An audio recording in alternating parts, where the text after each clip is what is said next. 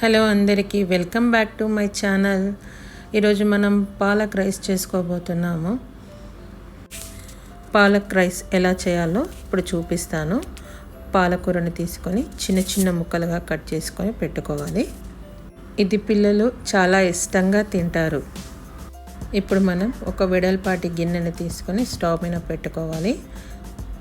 2 స్పూన్ల ఆయిల్ని వేసుకోవాలి.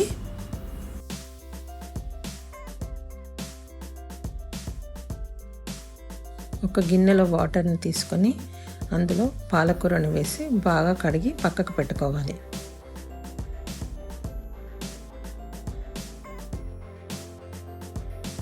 గిన్నెలో ఆయిల్ పోసుకున్నాం కదా, ఆయిల్ బాగా వేడెక్కాక ఆనియన్ వేసుకోవాలి. ఆనియన్ తర్వాత పచ్చిమిర్చిని వేసుకోవాలి.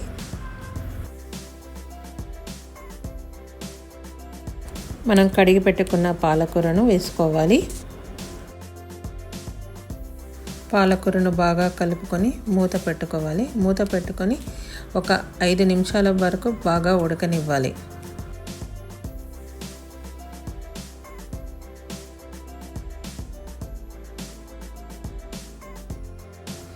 వాటర్ అంతా పోయే వరకు ఉడికించుకోవాలి. ఉడికించిన అందులో కస్తూరి మేతిని వేసుకోవాలి. కస్తూరి మేతి వేయడం వల్ల పాలక్ రైస్ చాలా టేస్ట్గా ఉంటుంది. ఉడికిన పాలకూరను తీసుకొని మిక్సీలో వేసుకొని గ్రైండ్ చేసుకోవాలి. మెత్తగా పేస్ట్లా చేసుకోవాలి.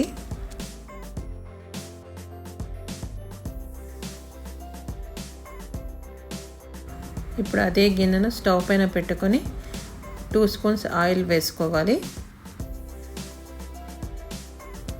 ఆయిల్ వేడెక్కాక జీలకర్రను వేసుకోవాలి. లవంగ చెక్కను వేసుకోవాలి. కొద్దిగా టేస్ట్ కోసం గరం మసాలా పౌడర్ వేసుకోవాలి. ధనియాల పౌడర్ వేసుకోవాలి. బాగా కలుపుకొని మనం గ్రైండ్ చేసుకున్న పేస్ట్ను ఇందులో వేసుకోవాలి. వేసుకొని బాగా కలపాలి. కొద్దిగా సాల్ట్ని వేసుకోవాలి. మనకు రుచికి సరిపడేంత సాల్ట్ని వేసుకోవాలి. మనం ముందుగా రెడీ చేసి పెట్టుకున్న రైస్ను ఇందులో వేసుకోవాలి. ఉండలు లేకుండా పేస్ట్ను రైస్కు పట్టేటట్టు కలుపుకోవాలి. బాగా కలుపుకున్నాక 2 మినిట్స్ అలానే ఉంచేసేయాలి. ఇది పిల్లలకు చేసి పెడితే చాలా ఇష్టంగా తింటారు. రైస్ని స్టవ్ పైన మూత పెట్టి అలాగనే 2 మినిట్స్ ఉంచండి.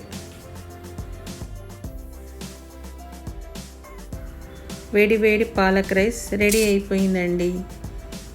మీరు చేసుకొని ఎలా ఉందో కామెంట్స్లో పెట్టండి. Like, share, subscribe. బాయ్.